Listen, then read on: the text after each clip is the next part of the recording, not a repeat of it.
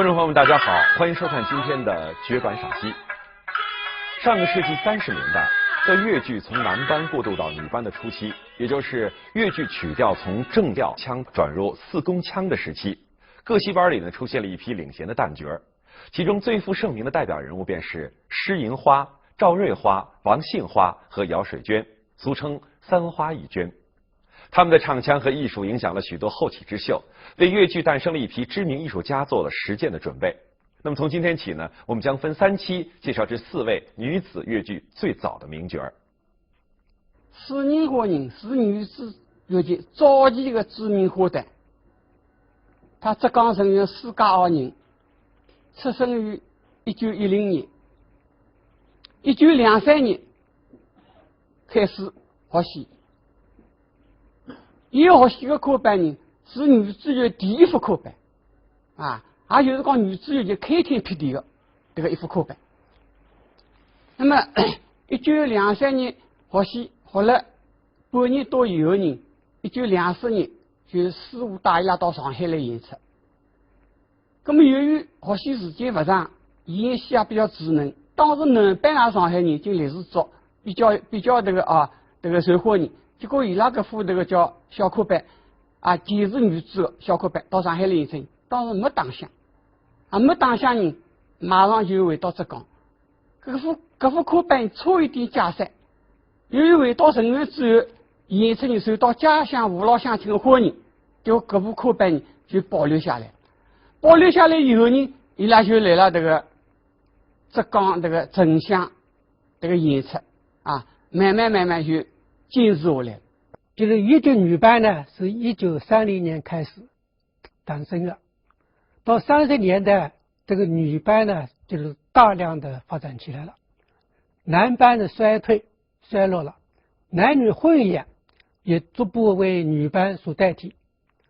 那女班产生以后呢，他那个学的曲调呢，一般的都是学那个北调腔和正调丝弦。那北调腔是怎么样，具体怎么样的情况呢？我就稍微混他2句。比如说那个九金姑娘，大家都比较熟悉的，里面张库栋有一段开出来有点差的，日出东方红彤彤，里头走出张库东铃我一郎这个呢就是叫北调腔。那后来发展呢，就把那个北调腔那个过门帮腔去掉了，用上那个过门，那么它就这样的变了。日出东方红彤彤，里头走出张库哆咪来比来比拉哆拉哆来哆来咪嗦哆比来哆拉哆。说这个没有了帮腔，有了过门，这个过门呢叫丝弦过门所以叫丝弦正调。所以原来这个调子呢，定弦是哆嗦定弦，也叫正调，所以叫正调腔。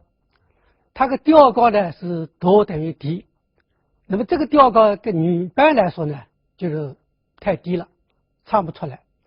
所以女班呢，后来就王春勇这个琴师呢，他就借鉴了徽班的西皮。那西皮的定弦呢是拉咪定弦的，拉咪在工程谱上呢叫施工，所以这个名称呢我们叫施工调。那么同时呢，这个王春勇就把这个施工调徽班这个过门叫稍微加改动一下，运用到粤剧里面。那么定调从一个哆等于低提高到哆等于 F， 是这样子的形成了这个施工腔。施银花呢，他在粤剧史里做出了重大贡献可以讲具有里程碑式的这个意义是早期女子粤剧的这个代表性人物。施银花是女子粤剧的开拓者，被冠为三花之首。她以唱功取胜，她的唱腔呢被乐迷们称为是狮腔，报纸评价她是执女子粤剧之牛耳，花山鼻祖，可谓是红极一时。上海力歌唱片公司一共为她灌录了10张唱片，《方玉娘祭塔》便是其中的一张，它也是施银花最有名、最典型的代表作品。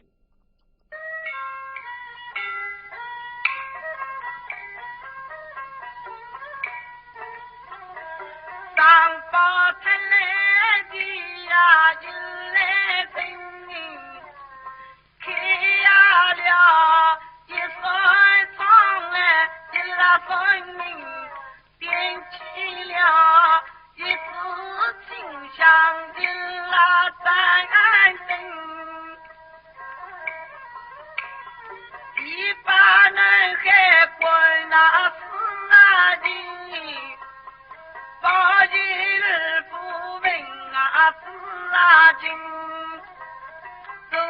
的高官不为不啊声音，上报谈来的日声音，开呀了两扇窗来两声明，点起了两支清香两盏灯，一把那四林中关四啊林，把一提供老王中，愿他越老越拉丁灯啊。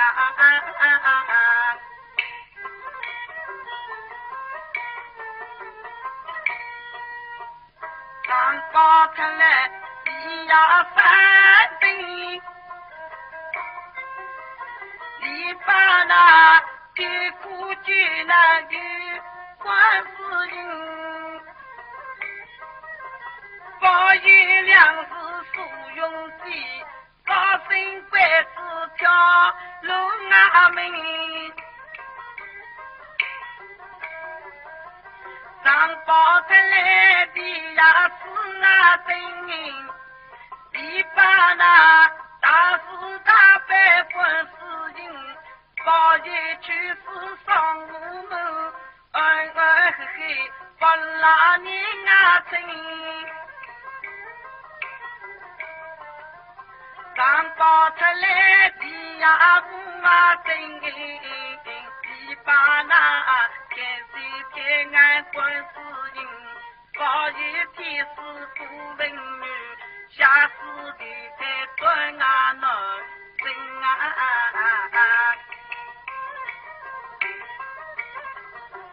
上报看啦来的呀轮啦真，一把那把一大是关死啦人，把雨呀淋公，雨呀淋眼门，不拉也真啊来，雨呀雨呀真。那花六娘记他呢，这个戏呢，他这个剧情呢，就是讲他一个书生文子敬呢上京赶考了以后呢，这个他一个小妾，也就是小老婆了，在那个家里受到了大娘梁氏的迫害，要沦落在尼姑庵里当尼姑。那么这个花六娘记他这个是一张唱片呢，这张唱片呢是1937年1月25号，由上海这个丽歌，就是美丽的丽了，唱歌的歌，丽歌唱片公司呢出版那个录制的。这第一段施工腔的一个著名唱段，这段唱腔呢，这个唱句啊，唱词啊有28句，那么可以分成6个小段，因为它的塔里下呢是一个上一层的，它就唱起是有6段有唱成。那从曲调方面看呢，它这一段唱这个定调呢是哆等于1，那么板式呢只有一个板式，就警钟板。花六娘扩大这一段唱腔呢，它的特点呢，一个就是一个警钟板，这是一条；第二呢，它这个就转调了，就是调式交替，一个哆宫调式、嗦宫调式，还有支调式。那么这个呢就是比较丰富的。那么另外它有第3条呢，它有这个起平录这个结构，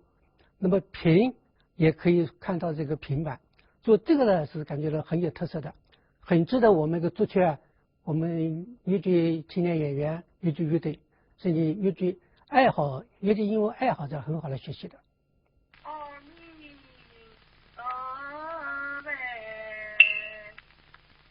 为生可比一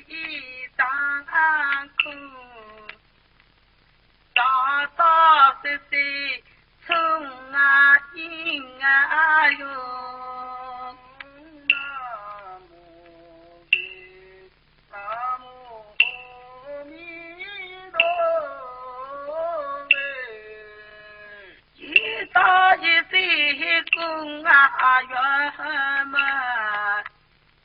翻起弓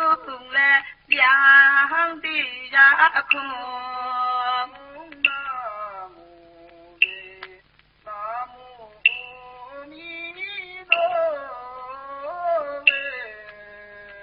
天也空来地呀也空，星星渺渺在梦啊中。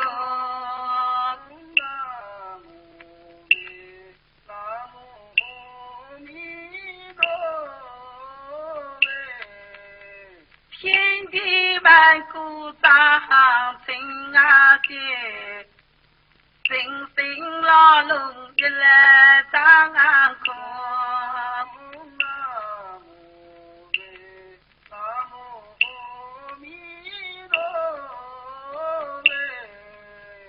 谁也空来云啦也空，来来往往一呀日中。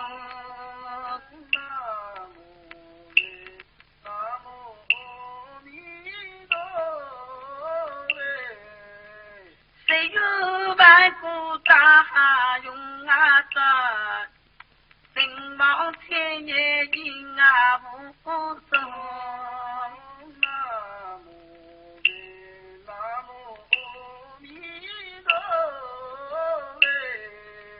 心也空来女啦也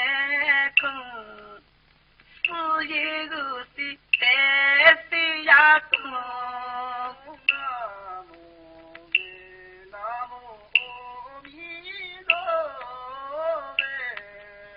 万两望君那北去，为他一世去劳碌。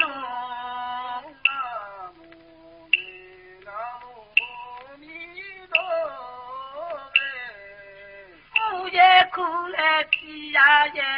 空，大难到来困啦西东。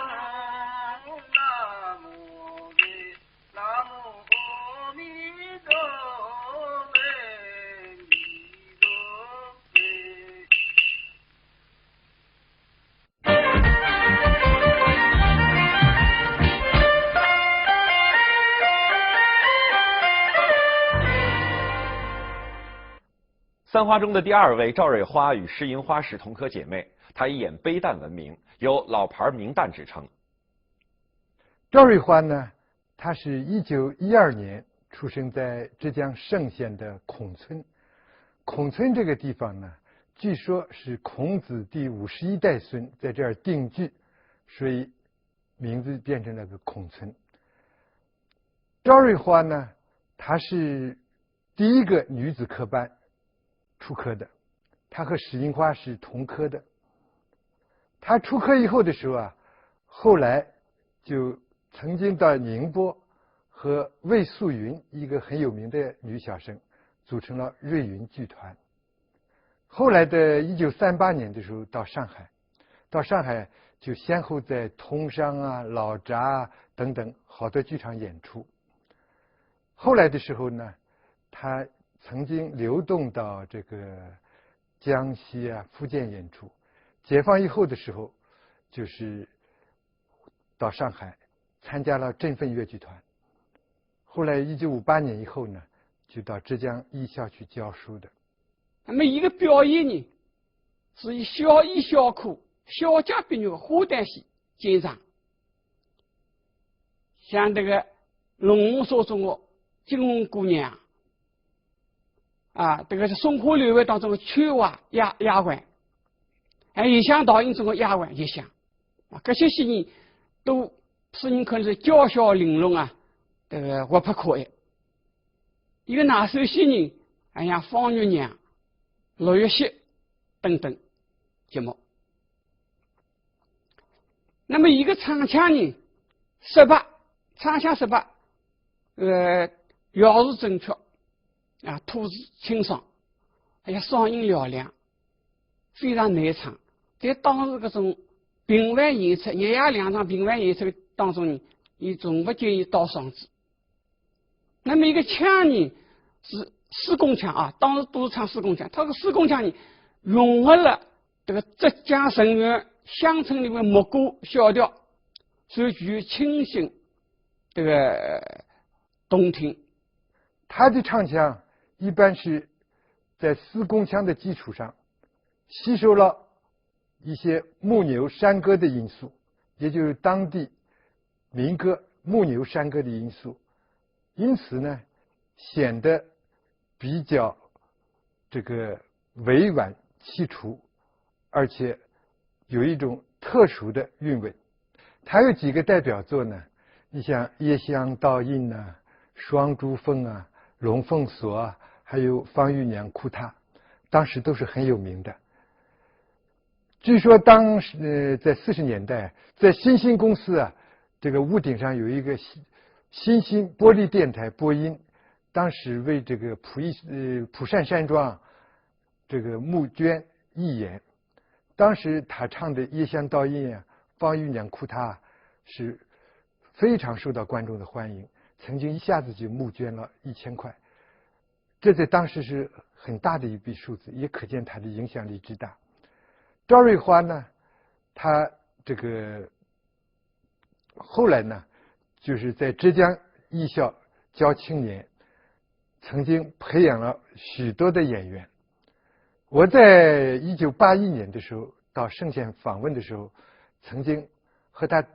谈了4个多小时。那个时候他已经是高龄了，但是他回忆起当年的这些演出生活来，就是讲的还是非常的亲切，而且唱给我一些唱调听啊，感觉他那个嗓子还是那么好啊，我觉得很佩服。他是1982年因为生癌症去世的，这样一个老艺术家，我觉得是确确实实是在粤剧史上有他很高的地位。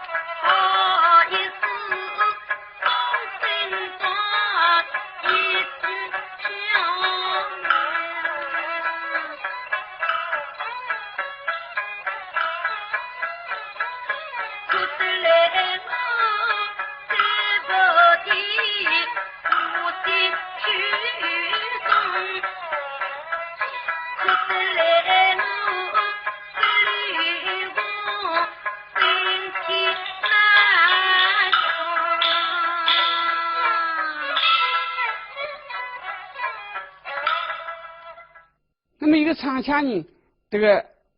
比较深情结合啊，真切这个感人。你比如说像那个乐清的阔度啊，他这个声音当中呢，就有一种殷切、绅士各种音调啊，这个表现在里向，是吧？增强了各种这个人物的这个悲伤的这种境遇。那么他在这个乐清的阔度里边，这个唱腔中间呢，这个有这样子个情况，他有在这个唱这个两头十字句，这个尾音啊，十字句的下句尾音当中啊，有一种尾音尾腔这个情况。哪叫尾音尾腔？本来这个唱腔六腔逻辑，那就城市逻辑，它城市逻辑再往上带一带，围一围啊，像身体难康啊，这个斯文身亡啊，这个早上西方啊，这个一些句子里向，这个后句都有这个情况啊。比方讲像这个斯文身亡就往上带一带，有个情况。那么各种唱法，各种情况呢，跟当代的这个知名这个叫单国有金采风啊，这个有些唱法呢有点相似。金采风来唱这个南调腔的辰光呢，他这个南调腔的这个第二句当中还有各种这个尾音尾腔这个情况啊。当然一个尾音尾腔情况呢，比起赵采华里色彩来的鲜明，更加强烈。那这个情况呢，金采风的盘虎叔父一个代表作，盘虎叔父，还有这个叫这个恒温皇后中间都出现这种情况。比方像恒温皇后当中有一句唱腔，金采风有一句唱腔，七尺男儿比鸡长，他讲个弟弟啊，七尺男儿比阿家也长，就跟他就是这个句子里面，他有这个尾音尾腔啊，七尺男儿比鸡长，他就这样子，是吧？那么成为金采风的特色唱腔，因为各种唱法呢，其他这个单国音当中没看见，不出现，是吧？那么所以史宁华这个尾音尾腔跟金采风的尾音尾腔，它虽然是这个叫是有可能的一种同样情况，但是同中有异。这史宁华的这个尾音尾腔比较平和轻柔，而金采风的尾音尾腔比较强烈鲜明。当然，这个跟伊拉表演人物的情绪有关系。因为史宁华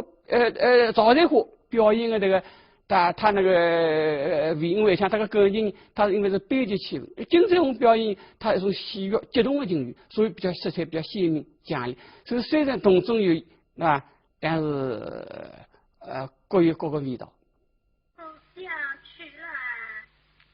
好上滚定啊耶！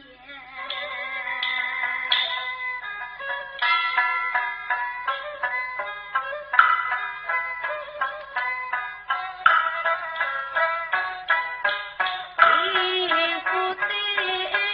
孤独山，一起在东。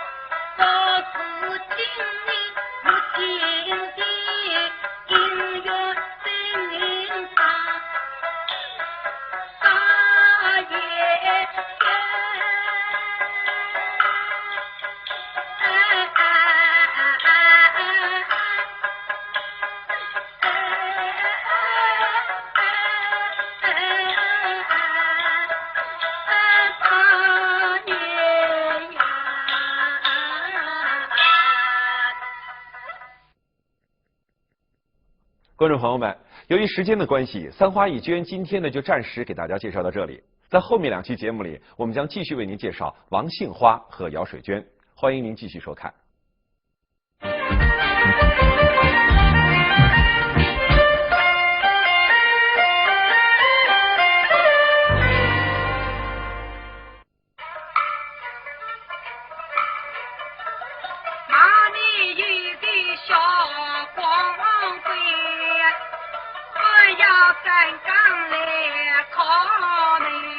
观众朋友们，欢迎收看今天的绝版赏析。上期节目呢，我们为您介绍了三花一娟中的前2位施银花和赵瑞花。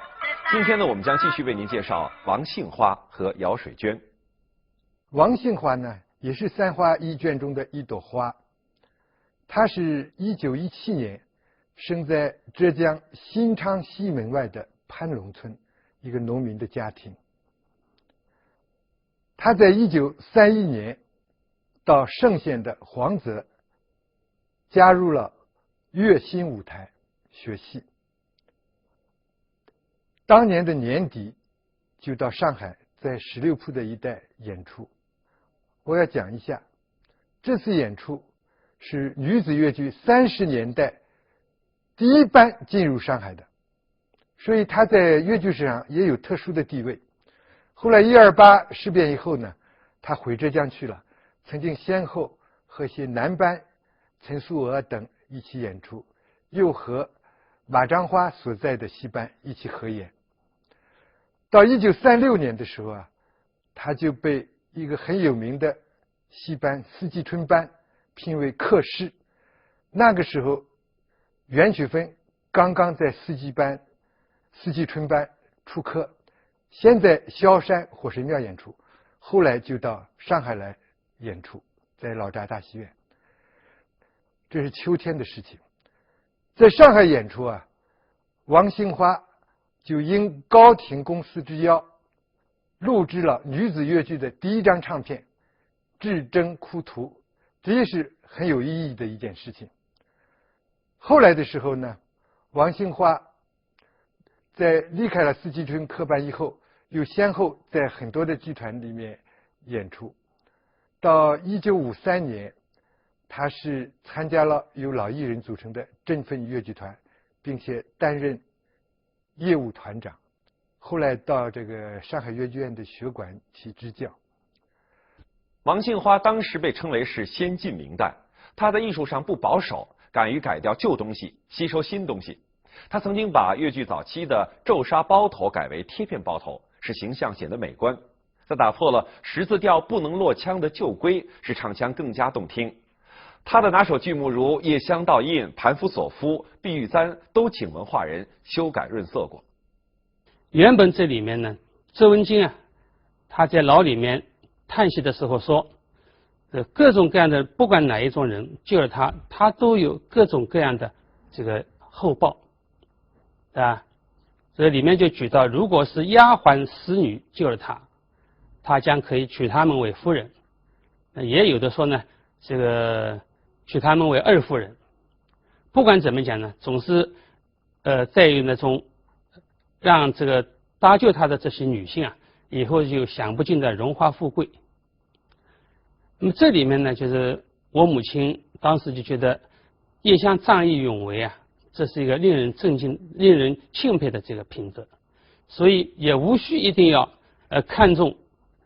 如果以后能够做那个二夫人多好啊，如果能够做夫人多美啊，他不要羡慕这些，他本来就是个劳动人民，是个下等人，他也就是冲着周文京是为了惩除这个恶霸，所以叶湘就舍生忘死的去搭救他。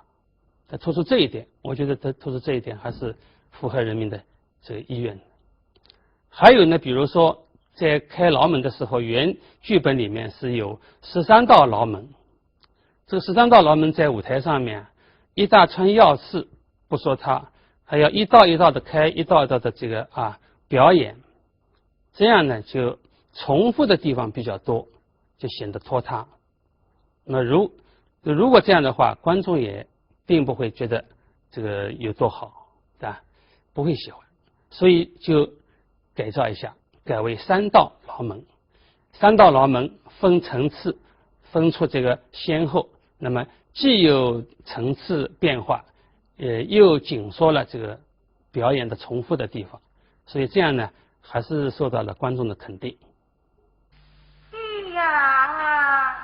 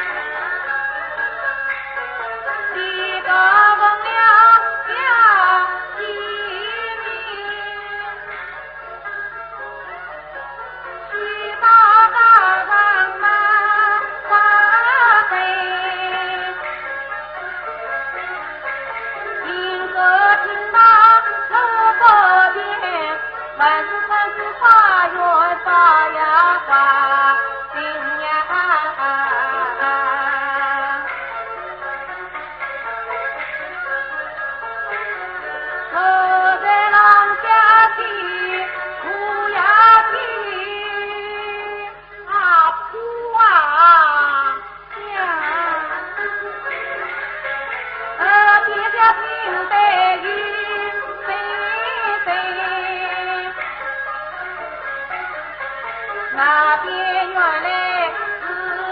父老，为我今天一苦呀身，难道是一人杀不赢？我定下步来拼一拼，好天天。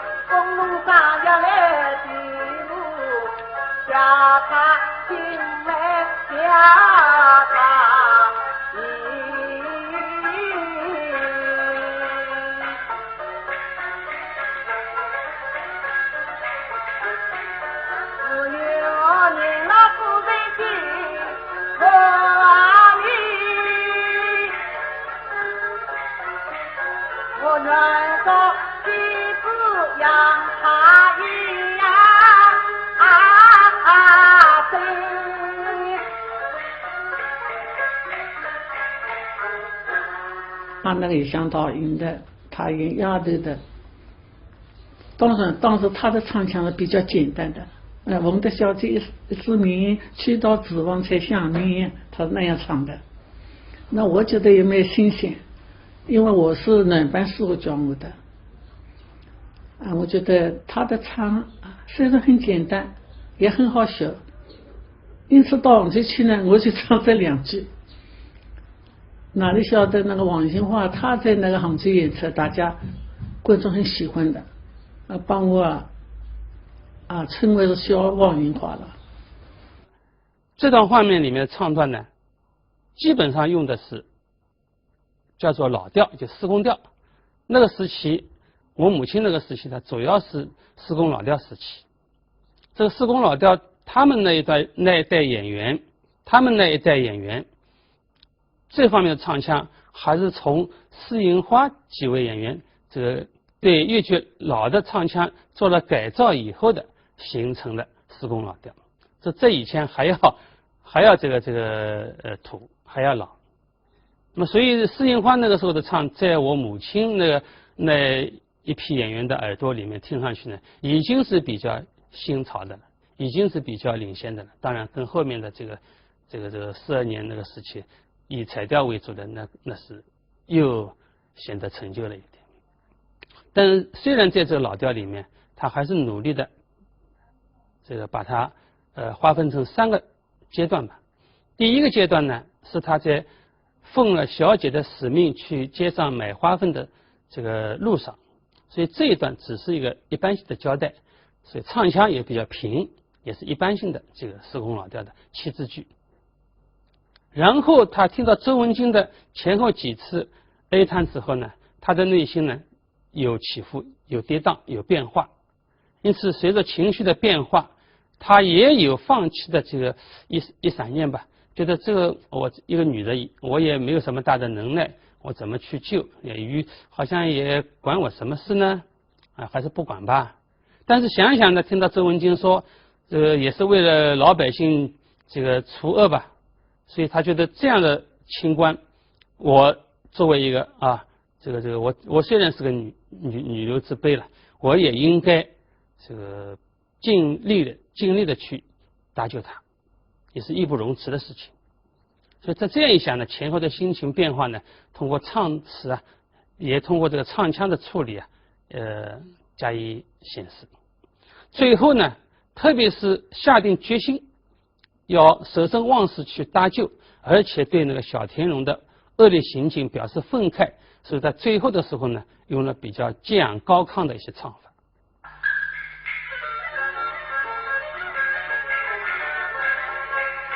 武道里面是太平，原来是在山上听我的文心，他是文字经上来释放，在公司关在寺上要他命，他在一文国要去他命，连生三级不生，工农商衙来去他命，家庭家人家国情，去年老之人去他命，他原主儿子生下因中把年岁。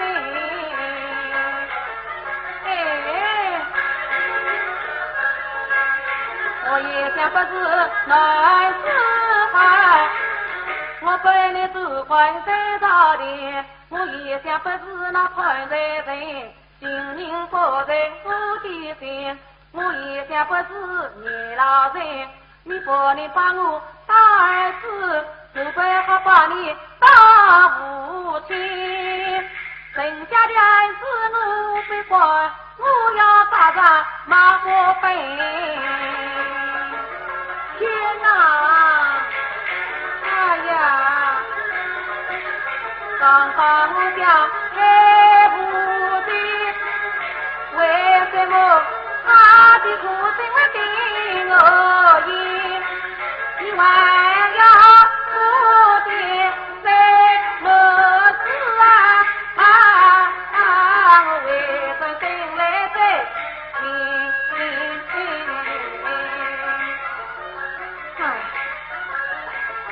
我父亲强力家居的，难道是的无他人？经济奋斗他不理，为是为把金元就太阳神，他们举目太苦恼，我听了自个没过了。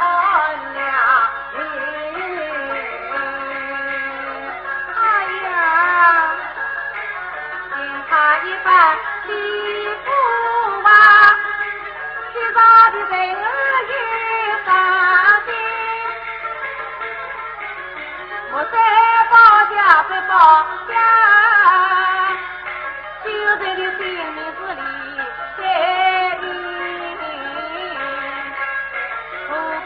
大人是为关心，他自把自干为良民，要天用呀，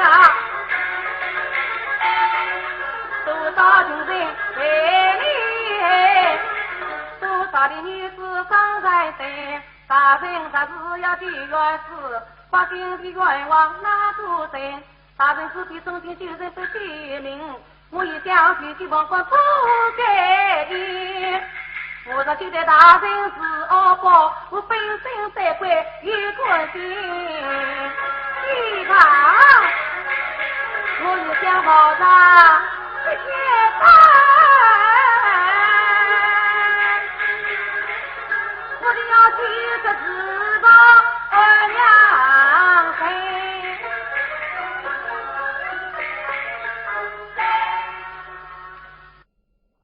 三花是女子越剧中最早的名旦，而紧接其后，青出于蓝而胜于蓝的便是姚水娟。姚水娟是女子绍兴文戏时期的著名演员，浙江仁源人，出生于1916年。在1930年，她14岁的辰光呢，进群英舞台科班学习，开始学小生，后来改花旦。到1932年，她脱离科班，到外面做科师搭班唱戏。他从1932年开始，一直到37年，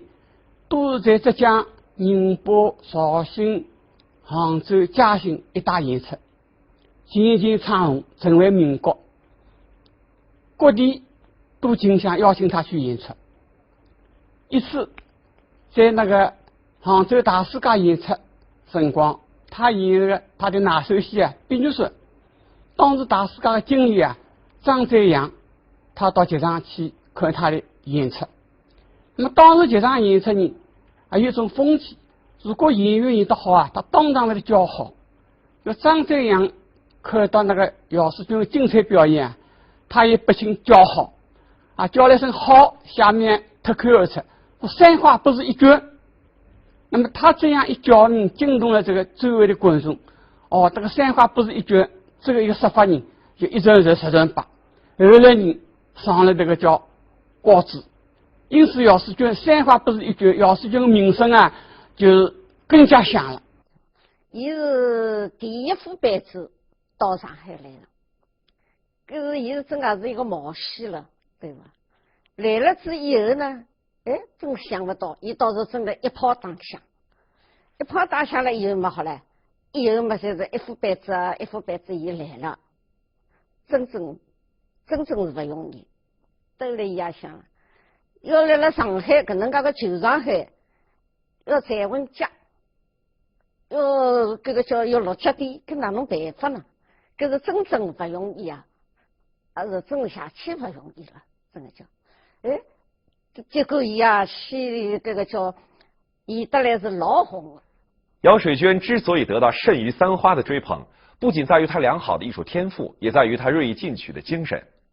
上个世纪30年代末，她倡导改良越剧，第一次请了专职编剧《大公报》的记者樊迪民，并且在其建议下对舞美灯光做了一定的改造，为越剧向综合艺术发展开了先河。樊迪民人他本身就是参加过文明戏阶段，实际演过文明戏，对那个文明戏一套这个编下这个目标戏的方法呢比较熟悉。他又根据这一套方法为姚水娟编下目标。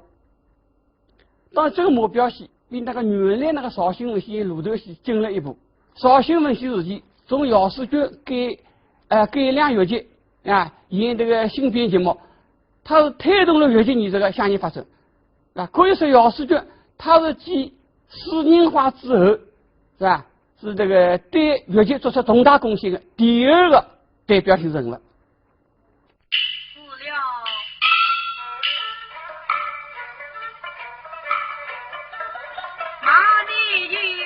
小光辉，我要站岗来考虑。我不是有理想风对，在山场是林梦对，其实在山场子领工亲为个大小家对呀，我在大领风小家的，不是从在么子啊你是天下一给到我典当为个应到你典当比外的对你姑娘家稳定啊你师兄好一个真拉近为个为我家公对人家等你做啊那人只有你家店啊的我家没有公平节心里夸谁来猜门呀听见姑娘讲我的人啊人来家呀路路不是哎呀在那要你今年家我哎姑娘不听我兵家我要住在天堂今天呀你哎呀人生公子不真在我家红灯不下面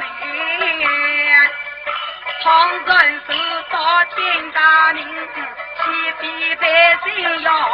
担累公子啊公子你且等别拉等在路里面心红啊等我急忙的是离去上造成一盏小红对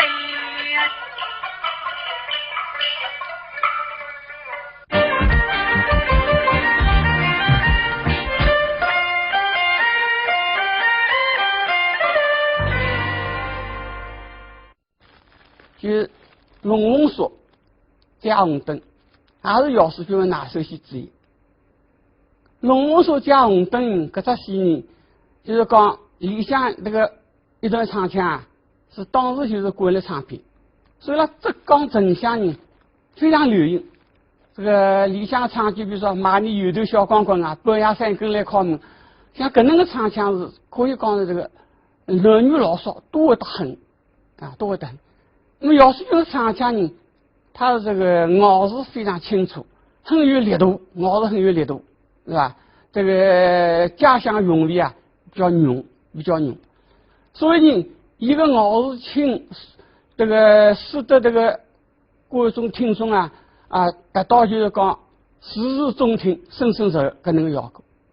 啊正像古典戏曲理论当中所讲的这个唱腔演唱要时为止腔为定时你中腔你轻有文也达到搿能个要求哎呀公王公子一呀面的我离家去那一来三灯在我身后头真是有的红灯照灯啊明快来看多去今朝早来照顾我半日一盏月里灯照得你我心中里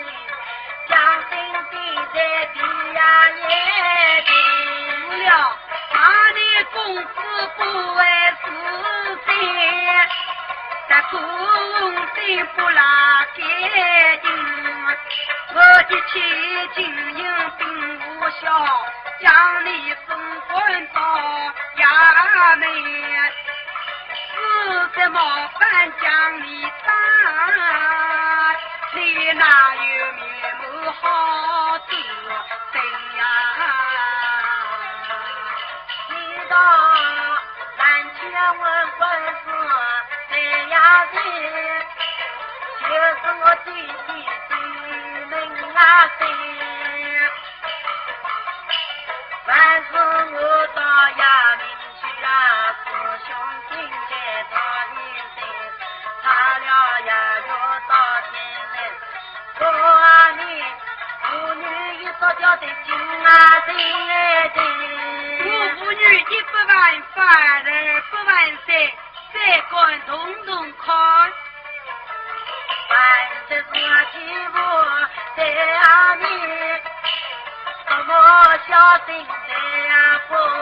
去啊，公子啊，日子与你来路啊少，公子万事啊来掉，公子啊，我看晨光也不到，心里万事为家呀好，他要叫我为家呀。总要见我今世定早啊一早，我乃是个贫家丁，今年是定单啊不到，今年是定什么有，从俺们说定也是啊好，公司在点灯啊一开，在努力上市。呀，